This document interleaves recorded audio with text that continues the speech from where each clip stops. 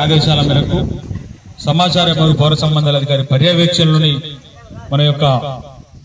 నూతన్కల్ మండలంలోని అన్ని గ్రామాలలో ఆవాస ప్రాంతాలలో ఈరోజు చిల్పకుట్ల గ్రామానికి కూడా తెలంగాణ సాంస్కృతిక సారథి పల్లెల లక్ష్మణ కళాబృందం చేత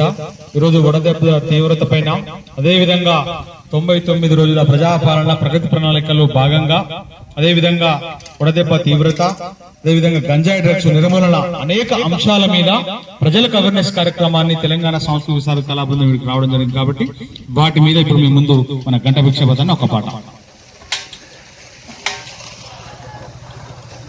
ఆత్మగల్ల మన ప్రభుత్వమే అండదండగా నిలిచిందన్నా.